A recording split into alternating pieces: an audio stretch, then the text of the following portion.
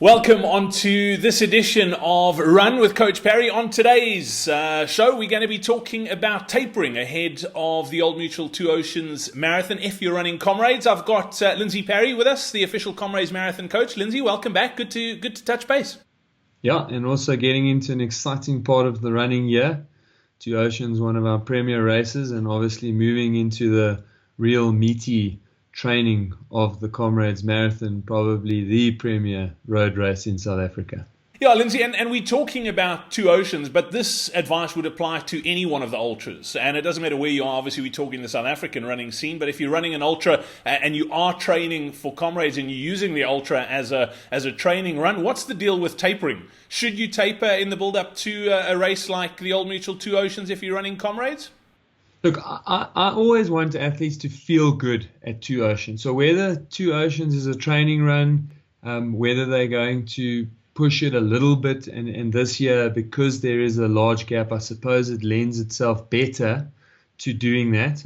But I still feel like if you run it hard, it's going to compromise Comrades in a way. But yeah, having said that, I would still have a degree of taper, which I would decide on how important is Two Oceans to me. So if Two Oceans is your prime race, then you will spend probably a full best part of 3 weeks tapering. So it would be a fairly traditional taper in that sense that, 3 weeks out, you will have already radically reduced your weekly long run. But you'll still have your weekday runs fairly similar. And then from about 10 days out, you'd even start to reduce your weekday runs and then do very little running in the last week going into Two Oceans. If it's going to be a pure training race for Comrades, you really don't care how you do, you just want to run nice and easy, then I would just do the last 3 days. So the last 3 days, I'd do very little running, I'd reduce the mileage of the week, and I would adjust the total mileage for the week to pretty close to the average mileage that you've run up to this point, let's say over the last 6 to 8 weeks, and or what you're planning. In fact, what would be better is if you actually look at what am I planning mileage-wise in my peak weeks for Comrades, and then you adapt the rest of the run so that your total week, including that 5K and 56K, will then be the same total, and I would schedule a rest day for the Sunday.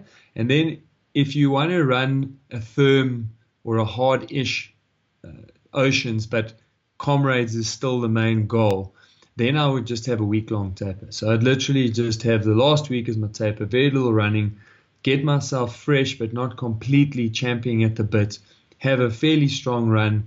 And in that scenario, and the scenario where Oceans is actually my main race, I would take the following week off.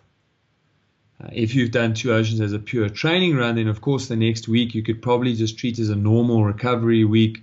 So that would be at about 70% of your typical weekly mileage. Keep all the running easy, and then you go forward from there. But if you've run it hard or you've raced it, then you take a week off, build up for a week, and then you get back into Comrades training.